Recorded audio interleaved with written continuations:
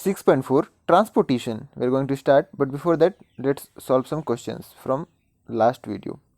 First question goes like, what advantages over an aquatic organism does a terrestrial organism have with regard to obtaining oxygen from respiration? कहता है कि oxygen अगर हम respiration में यहाँ पर ऑब्टेन कर रहे हैं तो टेरेस्ट्रियल ऑर्गेनिज्म के पास में क्या एडवांटेज है एक्वेटिक ऑर्गेनिज्म के कंपेयर में, जो यहाँ पर हमें बताना है उस एडवांटेज को। तो हमें जैसे कि पता है कि वाटर में ऑक्सीजन कम है इन कंपेयर टू एयर, तो एक्वेटिक ऑर्गेनिज्म को ज़्यादा स्पीड, ज़्यादा फास्ट वहाँ पर रेस्पिरेशन का प्रोसेस करना पड़ता है। ज़्यादा फास्ट वो लोग 1 मिनट में लगभग 70 to 80 बार वो माउथ ओपन एंड क्लोज करते हैं, यानी कि वो ज़्यादा स्पीड से रेस्पिरेशन करते हैं। तो ह्यूमन बीइंग या फिर जो टेरेस्ट्रियल ऑर्गेनिज्म है इनको इतना नहीं करना पड़ता है, यही एक एडवांटेज है। क्वेश्चन नंबर 2 कहता है that what are the different ways in which glucose is oxidise to provide energy in various organisms. कहता है कि ग्लूकोज किस तरीके से यहाँ ब्रेक करता है, किस तरीके से ऑक्सीडाइज होता है और एनर्जी को प्रोवाइड कराता है डिफरेंट ऑर्गेनिज्म पर। तो सबसे पहले ये जो ग्लूकोज है ये पायरुवेट में कन्वर्ट करता है और पायरुवेट प्लस एनर्जी बनाता है। पायरुवेट एक 3 कार्बन मॉलिक्यूल है जो कि सेल के साइटोप्लाज्म में ग्लूकोज से ब्रेक करके बनता है। उसके बाद में ये डिफरेंट ऑर्गेनिजम्स पर डिफरेंट टाइप के यहाँ पर बाई प्रोडक्ट्स फॉर्म करता है। कैसे, चलिए देखते हैं। एक फिगर था जो हमने पिछले वीडियो में देखा हुआ था। देखिए जैसे यहाँ पर ग्लूकोज जो है वो पायरुवेट प्लस एनर्जी में यहाँ कन्वर्ट हो रहा है। उसके बाद में ईस्ट में यहाँ पर ऑक्सीजन के अब्सेंस पर वो इथेनॉल और कार्बन डाइऑक्साइड प्लस एनर्जी बनाता है। और वहीं जो हमारा मसल सेल्स है उस मसल सेल्स में जहाँ पर ऑक्सीजन का थोड़ा सा कमी है वहाँ पर ये लैक्टिक एसिड और एनर्जी बनाता है, यानी कि अचानक से ब्रीथ करने पर, अचानक से कोई काम करने पर ये होता है। और जहाँ पर ऑक्सीजन प्रेजेंस है, यानी कि जो नॉर्मल प्रक्रिया है हमारे बॉडी पर, वो माइक्रोकोन्ड्रिया में होता है। वहाँ क्या होता है, कार्बन डाइऑक्साइड, वाटर और एनर्जी बनाता है। तो सभी में आप देख सकते हो कि एनर्जी जो है रिलीज हो रहा है, तो इसी एनर्जी का हम यूज़ करते हैं। चलिए बढ़ते हैं नेक्स्ट क्वेश्चन की ओर। Question number 3, how is oxygen and carbon dioxide transported in human beings. तो इसी मीन्स ऑफ ट्रांसपोर्टेशन के बारे में हम यहाँ पर अभी आगे देखेंगे, लेकिन पहले यहाँ पर एक क्वेश्चन देख लेते हैं कि ये ऑक्सीजन और कार्बन डाइऑक्साइड को ह्यूमन बींग्स के अंदर में कैसे ट्रांसपोर्ट किया जाता है। तो ये ब्लड के थ्रू में होता है। ब्लड में हीमोग्लोबिन पाया जाता है। जो हीमोग्लोबिन जब हम रेस्पिरेशन करते हैं तो उस वक्त हमारे रेस्पिरेशन करने से जो एयर आता है वहाँ से ऑक्सीजन को ये एब्जॉर्ब कर लेता है और उस ऑक्सीजन को ये हीमोग्लोबिन ऑक्सीजन रीच हो जाता है और वो ट्रांसपोर्ट करने लगता है बॉडी के ईच एंड एवरी पार्ट्स पर, ईच एंड एवरी सेल्स पर। और यहाँ पर हीमोग्लोबिन जो है ऑक्सीजन को प्रोवाइड करा देता है। फिर ब्लड में वहाँ पर कार्बन डाइऑक्साइड ब्लड पर आ जाता है। हीमोग्लोबिन मेनली कार्बन डाइऑक्साइड को नहीं लेकर के आता है क्योंकि वो ऑक्सीजन से ज़्यादा मतलब रिएक्ट करता है, ऑक्सीजन को ज़्यादा वो अट्रैक्ट करना चाहता है। यहाँ पर कार्बन डाइऑक्साइड को वो डिज़ोल्व फॉर्म में ब्लड पर लेकर के आता है। और कहाँ लेकर के आता है, ये जो हमारा रेस्पिरेटरी सिस्टम है उस पर एलोवली होता है जो कि लंग्स में पाया जाता है। वहाँ पर ये जो मॉलिक्यूल्स हैं ये आपस में ट्रांसफ़र होते हैं। फिर वो ऑक्सीजन देता है और कार्बन डाइऑक्साइड ले लेता है। उसके बाद में वो कार्बन डाइऑक्साइड को बाहर छोड़ देता है। नेक्स्ट क्वेश्चन में आते हैं। Question number 4, how are the lungs design in human beings to maximise the area of exchange of gases. तो उसी एलोवेली की बात हम यहाँ पर करेंगे। कहता है कि ह्यूमन बींग्स पर जो एक्सचेंज ऑफ एरिया है गैसेस के लिए, गैस यहाँ पर कार्बन डाइऑक्साइड हो गया, ऑक्सीजन हो गया, तो उनका एक्सचेंज करने के लिए ये जो एरिया हमें यहाँ पर चाहिए वो थोड़ा ज़्यादा चाहिए क्योंकि पूरे बॉडी के लिए यहाँ पर ऑक्सीजन चाहिए। तो उसे यहाँ पर मैक्सिमाइज करने के लिए, उस एरिया को मैक्सिमाइज करने के लिए लंग्स क्या यूज करता है, तो वो है एलोवेली, यानी कि ये बलून लाइक स्ट्रक्चर होता है, जो आप यहाँ पर देख सकते हो कि एयर आया लंग्स पर और वहाँ पर इस एलोवेली के होने की वजह से उसको ज़्यादा एरिया मिल गया। यहाँ पर ये ज़्यादा एरिया कंटेन किया हुआ रहेगा और इस ज़्यादा एरिया होने की वजह से वो ज़्यादा अमाउंट ऑफ जो यहाँ पर मॉलिक्यूल्स हैं उन्हें लेगा,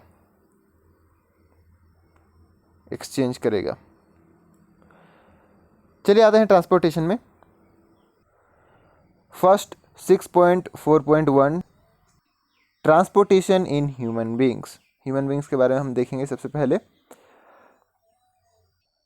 कहता है कि हमने प्रीवियस सेक्शन में देखा हुआ है कि ब्लड जो है ट्रांसपोर्ट करता है फूड, ऑक्सीजन और जो भी वेस्ट मटेरियल है हमारे बॉडी पर उसे ट्रांसपोर्ट करने का हेल्प करता है। और हमने 9th क्लास में पढ़ा हुआ है कि जो ब्लड है उसे एज अ कनेक्टिव टिश्यू हमने यहाँ पर फ्लूइड कनेक्टिव टिश्यू हमने यहाँ पर इसको पढ़ा हुआ था। अब हम यहाँ पर देखेंगे कि ब्लड जो है किस तरीके से इन सभी चीज़ों का ट्रांसपोर्टेशन करता है। कहता है कि ब्लड फ्लूइड मीडियम यहाँ पर कंसिस्ट करता है, इसे हम प्लाज्मा कहते हैं। ऑलराइट। और जिसमें ब्लड सेल्स सस्पेंडेड किए हुए होते हैं उस प्लाज्मा वाली जो वहाँ पर जो भी फ्लूइड मीडियम है वहाँ से उसे फ्लो करना है, तो फ्लो करने के लिए एक मीडियम है। ऑलराइट। प्लाज्मा फूड ट्रांसपोर्ट करता है, कार्बन डाइऑक्साइड ट्रांसपोर्ट करता है और जो यहाँ पर वेस्टेज हैं उसे ट्रांसपोर्ट करता है डिज़ोल्व फॉर्म में। और वहीं ऑक्सीजन कैरी किया जाता है रेड ब्लड सेल के थ्रू। और बहुत सारे यहाँ पर मटेरियल्स हैं जैसे कि सॉल्ट्स हो गया, ये सब यहाँ पर ट्रांसपोर्ट किए जाते हैं ब्लड के थ्रू में। ऑलराइट। अब ये ट्रांसपोर्ट हो रहा है, एक जगह से दूसरी जगह जा रहा है, तो उसे जाने के लिए एनर्जी चाहिए। एनर्जी कहाँ से मिलता है उसे? तो उसे पुश करने के लिए यहाँ पर पंपिंग ऑर्गन है। उस पंपिंग ऑर्गन के बारे में हम यहाँ पर जानेंगे, जिसे हम क्या कहते हैं? ओके, वही कहते हैं। चलिए उसी के बारे में देखते हैं। ह्यूमन हार्ट, हमारे जो पंप है वो है ह्यूमन हार्ट। यहाँ पर ह्यूमन हार्ट के बारे में हम यहाँ पर पढ़ेंगे। इस पर हम देखेंगे कि कितने यहाँ पर डिफरेंट कंपार्टमेंट्स हैं जहाँ पर ब्लड डिफरेंट फॉर्म्स पर आता है और एक जगह से दूसरी जगह ट्रांसपोर्ट किया जाता है। ये एक पंप यहाँ पर पंप के जैसे काम करता है। ये ब्लड को यहाँ पर प्रेशराइज करता है जिससे वो पूरे बॉडी पर पहुँच पाए। अब क्योंकि यहाँ पर जो भी ब्लड ट्रांसपोर्ट होगा वो डिफरेंट टाइप का होगा। ऑक्सीजन रिच हो सकता है या फिर कार्बन डाइऑक्साइड रिच हो सकता है, तो उसे यहाँ पर सेपरेट करने के लिए डिफरेंट चैम्बर्स हैं। ऑलराइट, ताकि वो मिक्स ना कर जाए। अब वैसे ब्लड जिस पर कार्बन डाइऑक्साइड है उसे हमें कहाँ पहुँचाना है? उसे हमें लंग्स तक पहुँचाना है, ताकि वो कार्बन डाइऑक्साइड वहाँ से रिमूव कर ले और रिमूव करके वो जो है बाहर छोड़ दे। ऑलराइट। और प्योर ब्लड को भेजे वहाँ से ऑक्सीजनेटेड करके। वहाँ से क्या होता है, हमने देखा हुआ है कि लंग्स पर जो है एलोवेली होता है, वहाँ से ब्लड पर ऑक्सीजन आ जाते हैं और वो कार्बन डाइऑक्साइड जो ब्लड पर पहले से थे वो एलोवेली में अंदर चले जाते हैं और वहीं से जो है वो बाहर चला जाता है थ्रू आवर नोज़। अब वहाँ से जो भी ऑक्सीजन आ रहा है, ऑक्सीजनेटेड ब्लड जो आ रहा है आई मीन, तो वो आता है आपका हार्ट के इस पार्ट पर। ऑलराइट। और यहाँ से ये फिर पंप किया जाता है पूरे बॉडी पर। चलिए स्टेप बाय स्टेप इस प्रोसेस को हम देखते हैं। ऐसे ब्लड जो ऑक्सीजन रिच हैं वो यहाँ पर जो लेफ़्ट आर्ट्रियम है वहाँ से इंटर करते हैं। और जब यहाँ इंटर करते हैं तो लेफ़्ट आर्ट्रियम थोड़ा सा रिलैक्स हो जाता है, थोड़ा सा बड़ा हो जाता है, ताकि ज़्यादा से ज़्यादा अमाउंट ऑफ ब्लड को वो अपने अंदर कंटेन कर पाए। उसके बाद में ये कॉन्ट्रैक्ट करता है और कॉन्ट्रैक्ट करके ये जो ब्लड है उसे नेक्स्ट चैम्बर में भेजता है। उसे हम कहते हैं लेफ़्ट वेंट्रिकल। और इस वक्त लेफ़्ट वेंट्रिकल थोड़ा सा एक्सपेंड करता है ताकि ज़्यादा ब्लड वहाँ पर आए। उसके बाद में ये जो है लेफ़्ट वेंट्रिकल ये पंप करता है, यानी कि ये सिकुड़ जाता है और इसके वजह से पूरे बॉडी पर, मतलब इसका जो ब्लड है यहाँ से बाहर निकलता है और पूरे बॉडी पर ये पहुँच जाता है। क्योंकि सभी बॉडी के ईच एंड एवरी पार्ट पर यहाँ पर ऐसे छोटे छोटे पाइप्स के फॉर्म में यहाँ पर है, जिसे हम ब्लड वेसल्स कहते हैं, आर्टरी और वेन्स। जैसे आप देख सकते हो यहाँ पर इस फिगर पर ये different different part of body पर इस तरीके से ट्रांसफ़र होता है, और वहीं से डिफरेंट डिफरेंट सेल्स से जो कार्बन डाइऑक्साइड है उसे भी यहाँ पर इनटेक किया जाता है डिफरेंट सेल्स से, और वहाँ से फिर से ये ले आता है हार्ट पर। चलिए उसके बारे में थोड़ा देखते हैं। जो डीऑक्सीजनेटेड ब्लड है वो डीऑक्सीजनेटेड ब्लड यहाँ पर आर्ट्रियम, जो राइट आर्ट्रियम है वहाँ पर आता है, ऑलराइट। और उसी तरीके से ये फिर से कॉन्ट्रैक्ट करता है और यहाँ पर राइट वेंट्रिकल फिल हो जाता है। उसके बाद में वो फिर से पंप करता है इस कार्बन डाइऑक्साइड कंटेन किए हुए ब्लड को, कहाँ, फिर से वो वहीं ब्लड को करता है लंग्स पर, ताकि वहाँ से कार्बन डाइऑक्साइड एब्जॉर्ब हो जाए और जो प्योर यहाँ ब्लड आएगा उस पर ऑक्सीजन फिर से ऐड हो जाए, और फिर वो आता है लेफ़्ट आर्ट्रियम पर, और फिर उसी तरीके से लेफ़्ट वेंट्रिकल से वो पंप फिर से किया जाता है। और यही प्रोसेस चलता रहता है बार बार बार बार बार बार, और ये oxygen different different body parts तक पहुंच जाता है। वहाँ से वो ऑक्सीजन जो है ले लिया जाता है सेल से, फिर वहाँ से कार्बन डाइऑक्साइड उस सेल से फिर दे दिया जाता है, फिर से यहाँ पर आता है जो राइट आर्ट्रियम है वहाँ पर, और उस तरीके से ये परफॉर्म होता है एक्टिविटी। और अगर हम बात करें कि ये किस जैसे यहाँ पर ये पंप कर रहा है, तो जो लेफ़्ट वेंट्रिकल है या फिर आप राइट वेंट्रिकल है, इन्हें ज़्यादा दूर तक पंप करना पड़ता है, इन्हें ज़्यादा फोर्स लगाकर पंप करना पड़ता है। इसी के वजह से इनका जो मसल वाल है ये थिक होता है इन कंपेयर टू आर्ट्रियम। और जब ऐसा यहाँ पर प्रेशर लगाता है तो वेल्व्स जो है यहाँ इंश्योर करते हैं कि ब्लड जो है वापस से ना फ्लो करे, वो जहाँ हमें भेजना है वहीं जाए, ऑलराइट। चलिए बढ़ते हैं आगे। ऑक्सीजन जो है किस तरीके से पूरे बॉडी पर एक्सचेंज होता है उसे थोड़ा सा यहाँ पर देखते हैं। तो जैसा कि हमें पता है कि ऑक्सीजनेटेड जो ब्लड होता है उसे डीऑक्सीजनेटेड ब्लड से मिक्स करने से बचने के लिए यहाँ पर एक सेपरेशन होता है, जो हमने देखा हुआ ऊपर में हार्ट पर। इस फिगर पर आप देखो, जो रेड है वो रेड वाला जो पार्ट है वो थोड़ा सा ऑक्सीजनेटेड ब्लड है उस पर, और जो ब्लू वाला पार्ट है उस पर कार्बन डाइऑक्साइड रिच है। तो चलिए देखते हैं यही ऑक्सीजन का जो एक्सचेंज है वो किस तरीके से होता है डिफरेंट डिफरेंट एनिमल्स पर, different different types of species पर। अगर हम बात करें बर्ड्स का और मैमल्स का, तो वो हाई एनर्जी यूज़ करते हैं अपने बॉडी के टेम्परेचर को मेंटेन करने के लिए। वो डिफरेंट डिफरेंट सिचुएशंस पे रहते हैं और अपने बॉडी के टेम्परेचर को मेंटेन किए हुए होते हैं, तो उनके लिए उसे एनर्जी चाहिए होता है, high energy, in compare to other animals. जैसे कि यहाँ पर अदर एनिमल्स में हम ले लेते हैं, चलिए, एम्फीबियन और रेप्टाइल्स का, जिनका टेम्परेचर इन्वायरमेंट के टेम्परेचर पर डिपेंड करता है। ये बॉडी के टेम्परेचर को यूज नहीं करते हैं अपने जो टेम्परेचर है उसे मेंटेन करने के लिए, अपने बॉडी टेम्परेचर को मेंटेन करने के लिए एनर्जी का यूज नहीं करते हैं।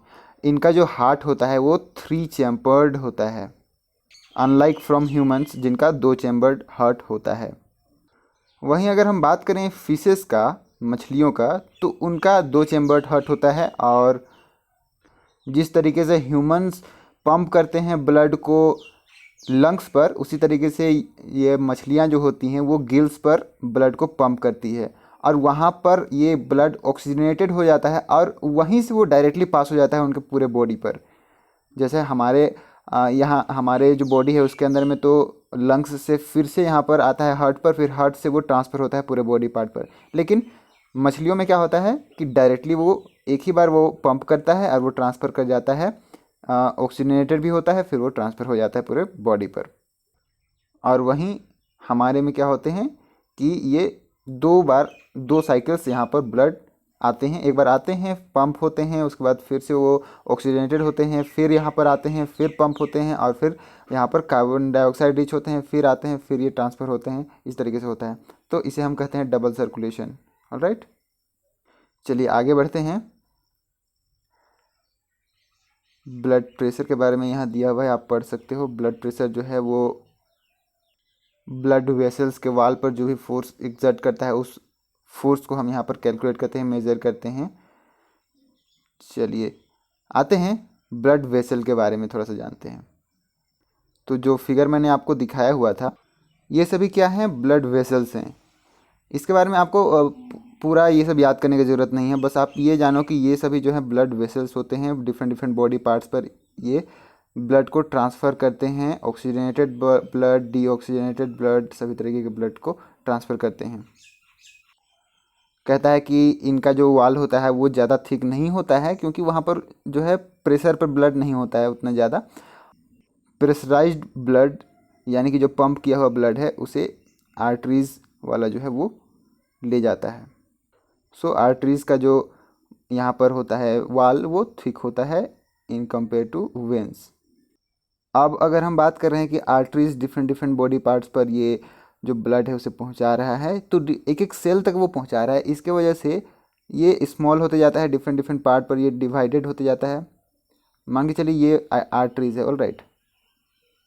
इसके लिए मैं चलिए रेड कलर यूज करता हूँ। यहाँ से ऑक्सीजनेटेड ब्लड आया, उस ट्यूब से होकर के आर्टरी से, और ये डिफरेंट डिफरेंट ब्रांचेस में फैल गया, और लास्ट तक जब सेल तक ये पहुंचता है तो सेल तक पहुंचते पहुंचते इसका जो वाल है वो थिन हो जाता है। यानी कि अगर हम कहें कि सबसे स्मॉलेस्ट वेसल्स जो होगा वो एक सेल का जो थिकनेस है उस थिकनेस का होगा इसका जो वाल है, ऑलराइट। और इसे हम कहते हैं कैपिलरीज।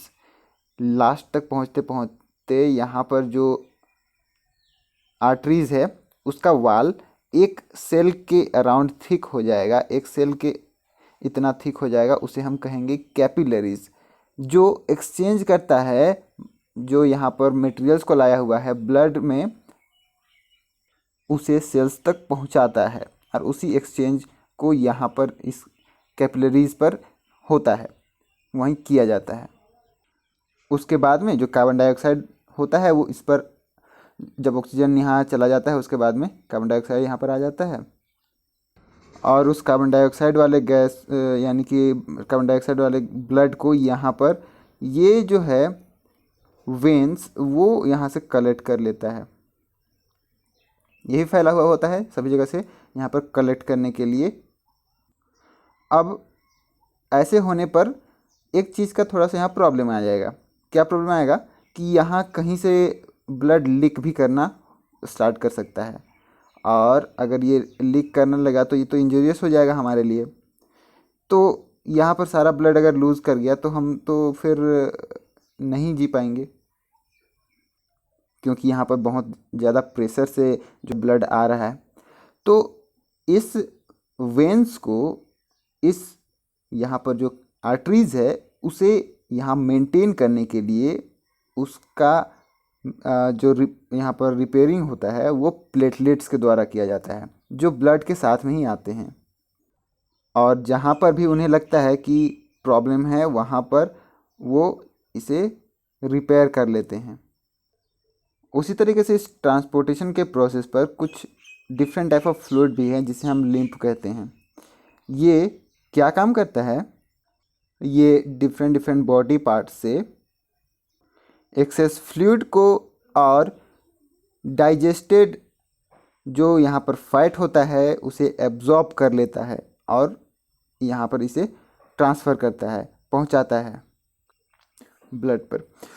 ऑलराइट, अब देखते हैं कि ये लिम्फ बनता कैसे है। तो जब यहाँ पर जैसे ही ब्लड का ट्रांसफ़र होता है कैपिलरीज पर, यानी कि जो थिन सेल्स वाले, जो सेल्स इतने थिन के जो वहाँ पर लेयर्स होते हैं, वहाँ पर जो है प्लाज्मा, प्रोटीन और ब्लड सेल्स जो हैं स्केप कर जाते हैं स्पेस पर, और वहाँ पर वो टिश्यू फ्लूइड या फिर जिसे आप लिम्फ कहो वो वहाँ बना लेते हैं। उसके बाद में ये लिम्फ्स जो हैं लिम्फेटिक कैपिलरीज में चले जाते हैं, और वहीं से वो इधर उधर के जो एब्जॉर्ब फैट हैं, जो एक्सेस फ्लूइड है, वहाँ से उसे एब्जॉर्ब करते हैं।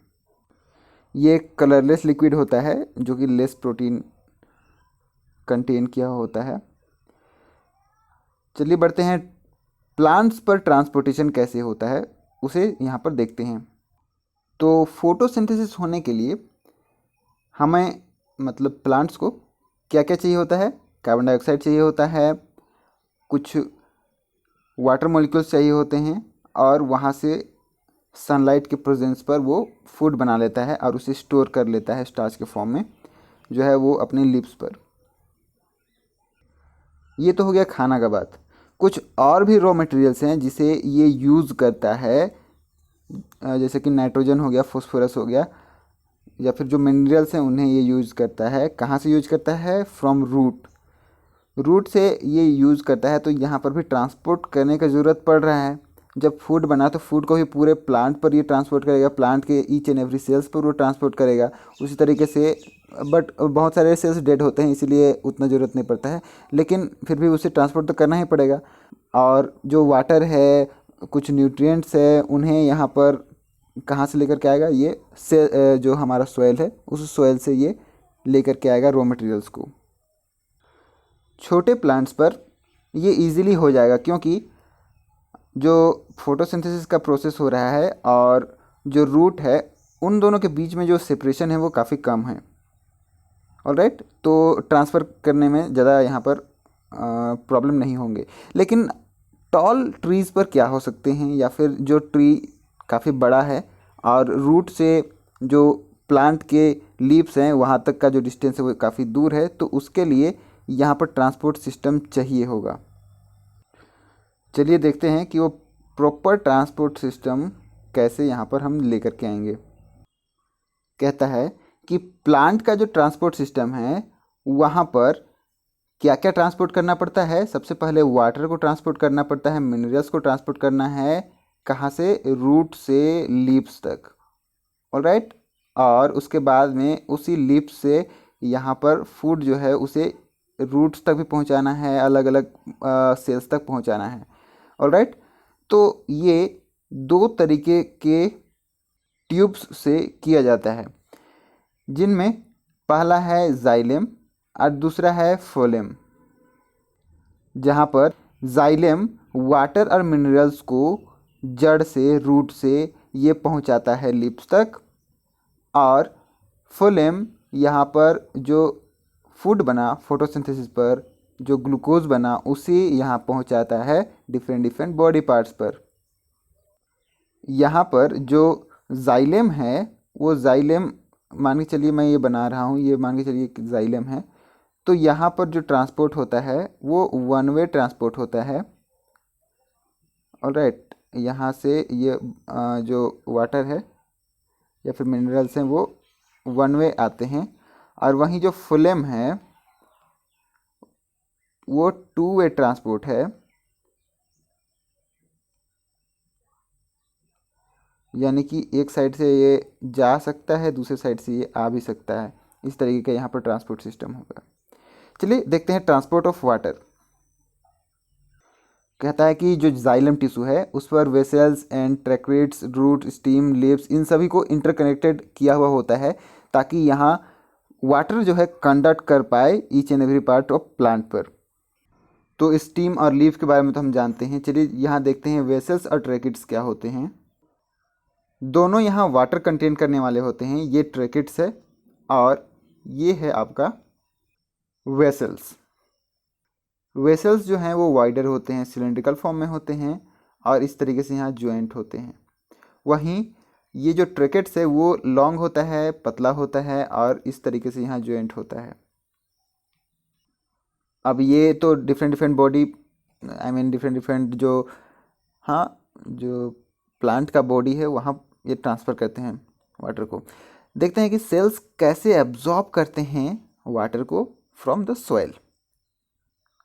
तो रूट में क्या होता है कि जो भी मॉलिक्यूल्स इसे चाहिए होगा उसका कंसंट्रेशन को ये कम कर देगा, वो डिफरेंस पैदा कर देगा रूट्स के जो कंसंट्रेशन है और सॉइल के जो कंसंट्रेशन है उस पर। तो यहाँ पर ज़्यादा कंसंट्रेशन वाला कम कंसंट्रेशन वाले की ओर फ्लो करेगा और यहाँ पर रूट्स पर आ जाएगा जो भी यहाँ पर हमें चाहिए, वाटर चाहिए होगा या फिर जो मॉलिक्यूल्स चाहिए होंगे, न्यूट्रिशन चाहिए होंगे, वो यहाँ आ जाएगा। अब ये जो प्रेशर डिफरेंस हो गया यहाँ पर कंसंट्रेशन की वजह से, वो काफ़ी नहीं है ना यहाँ पर different different body, I mean plant के बॉडी पर ये पहुँचाने के लिए। तो उसके लिए क्या होता है कि यहाँ पर जो भी हमने सो प्लांट यूज करता है कुछ दूसरा स्ट्रेटजी, जो वाटर मॉलिक्यूल है उसे पहुंचाने के लिए ऊपर, क्योंकि यहाँ पर रूट से काफ़ी ऊपर में पहुंचाना है वाटर को, तो यहाँ जो प्रेशर है वो काफ़ी नहीं ना है यहाँ ऊपर तक पहुंचाने के लिए। तो उस ऊपर तक पहुंचाने के लिए एनर्जी चाहिए होगा, उस एनर्जी को किस तरीके से यहाँ पर लेगा चलिए देखते हैं। उसे करने के लिए एक्टिविटी 6.8 कहता है कि हमें 2 पोर्ट्स लेने हैं सेम साइज़ का और सेम अमाउंट ऑफ सॉइल उसमें होना चाहिए, और एक पर प्लांट होना चाहिए और एक पर प्लांट नहीं होना चाहिए। उन दोनों को हम यहाँ पर कवर करेंगे प्लास्टिक शीट से, जो हमारा यहाँ पर जो सॉइल है उस सॉइल को। तो एक वाले में प्लांट है और दूसरे वाले में हम क्या रखेंगे, एक स्टिक रखेंगे जो कि प्लांट के हाइट का ही होगा। ऑल राइट, उसके बाद में उन दोनों को हमें यहाँ पर आधा से 1.5 घंटे तक हमें उसे लेना है, सनलाइट पर उसे रख देना है। उसके बाद हमें यहाँ पर ऑब्जर्व करना है क्या डिफरेंट यहाँ हमें देखने को मिलता है। सो ऐसा करेंगे तो हमें जो है उस प्लास्टिक पर वाटर ड्रॉपलेट्स देखने को मिलेंगे। तो वाटर ड्रॉपलेट्स क्यों होते हैं चलिए देखते हैं। और किस पर देखने को मिलेंगे, प्लांट वाले पर। प्लांट वाले पर वाटर ड्रॉपलेट्स देखने को मिलेंगे। क्यों देखने को मिलेंगे, क्योंकि यहाँ पर वाटर रिलीज होता है जो लीव्स हैं उससे। ऑलराइट, अगर आप जो खाली पोर्ट था उसको भी अगर आप देखोगे तो उस पर भी एक आध छोटे मोटे, मतलब बहुत ही कंपेरेटिवली बहुत लो यहाँ पर आपको वाटर ड्रॉपलेट्स देखने को मिलेंगे। वो इवेपोरेशन की वजह से हो सकता है, लेकिन यहाँ जो आपका प्लांट वाला है वहाँ पर ज़्यादा रहेंगे। क्यों, उसे चलिए यहाँ पर देखते हैं। कहता है कि वाटर जो है स्टोमाटा से ये लूज़ कर जाता है, ये लॉस्ट कर देता है। स्टोमाटा कहाँ होता है, प्लांट के लीफ पर होता है, और वहाँ से ये जो है वाटर को लूज़ कर लेता है। और अगर सप्लाई मतलब सफिशिएंट है यहाँ पर वाटर का, तो जाइलम वेसल जो है उस वाटर को फिर से यहाँ पर रिप्लेस कर देगा। जितना यहाँ लूज किया, जाइलम क्या करता है, वहाँ पर वाटर को कंटेन करता है, वाटर को ट्रांसफ़र कर रहा है, तो ये वाटर को यहाँ फिर से फिल कर देगा। अब इस प्रोसेस में क्या हो रहा है, वाटर का सक्शन हो रहा है, वाटर यहाँ से खींच रहा है, ये इवेपोरेट होकर के बाहर चला जा रहा है और वाटर यहाँ पर फिर से ये आ रहा है।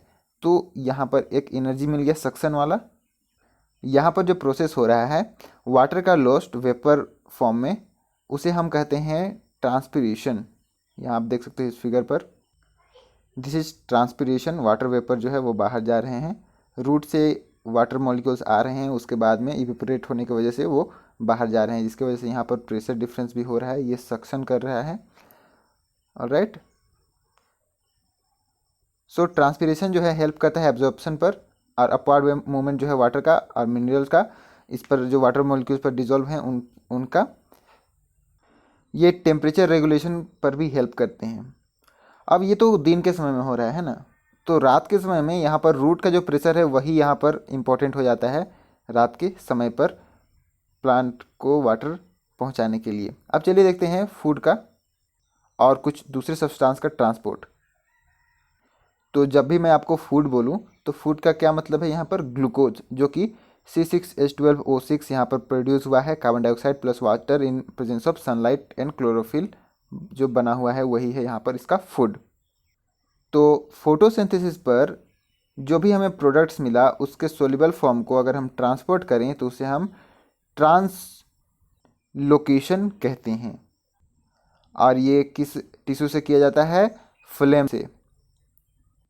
साथ में यहाँ पर जो फोटोसिंथेसिस के प्रोडक्ट्स हैं उनके साथ में फ्लेम्स जो है वो ट्रांसपोर्ट करता है एमिनो एसिड्स को भी और कुछ दूसरे सब्सटेंस को भी।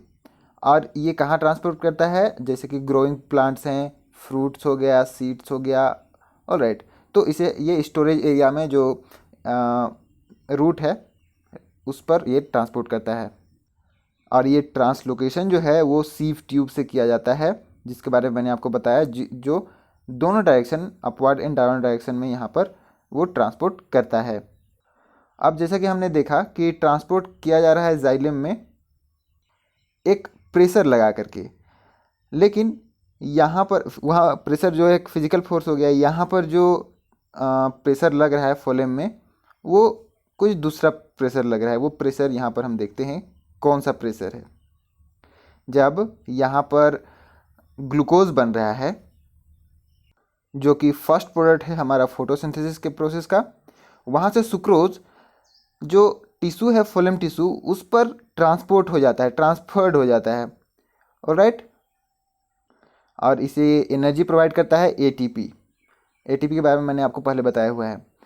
अब यहाँ पर जब ये जो फ्लोएम टिश्यू है उस पर ट्रांसपोर्ट हो गया, तो ऑस्मोटिक प्रेशर जो है उस टिश्यू का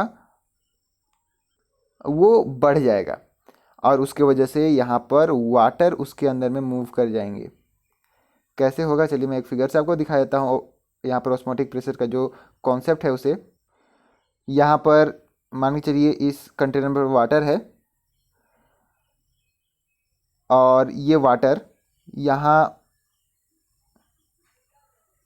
ऐड हो जाता है ग्लूकोज से, C6H12O6 से। यहाँ पर हम सुक्रोज से भी ऐड कर सकते हैं।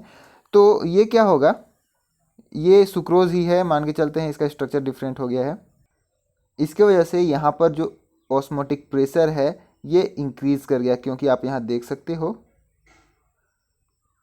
ये जो है इतना यहाँ पर इंक्रीज किया है। अब इस इंक्रीज करने के वजह से जो H2O है यहाँ पर जो मूव किया, तो उसके वजह से ये जो एयर वॉल्यूम है यहाँ पर हाई हो गया है। ऑलराइट, तो यहाँ प्रेशर इंक्रीज किया, H2O फिर यहाँ पर मूव कर गया, और यहाँ पर ये जो है वॉल्यूम बढ़ गया। तो वॉल्यूम बढ़ने से क्या होगा, प्रेशर बढ़ेगा, और यही प्रेशर जो फ्लोएम है उस फ्लोएम टिश्यू पर जिस भी मटेरियल को मूव कराना है उसके लिए यहाँ पर एनर्जी प्रोवाइड करेगा। वही यहाँ पर जहाँ जहाँ प्लांट्स को नीड है वहाँ वहाँ ये पहुँचाएगा जो मटेरियल ये फ्लोएम कैरी किया हुआ है। जैसे कि यहाँ पर एक एग्जांपल दिया हुआ है कि स्प्रिंग सीजन पर शुगर स्टोर किया हुआ होता है रूट पर या फिर स्टीम टिश्यू पर, वो ट्रांसपोर्ट किया जाता है बर्ड्स पर, जो चाहिए होगा, जिसको एनर्जी चाहिए होगा ग्रो करने के लिए, उसके लिए। ऑलराइट, सो आई होप कि आपको ट्रांसपोर्टेशन बिल्कुल ही समझ में आ गया होगा। अब ट्रांसपोर्ट करने के बाद में क्या होगा, एक्सक्रीशन होगा। उस एक्सक्रीशन के बारे में हम नेक्स्ट वीडियो में देखेंगे। Till then take care.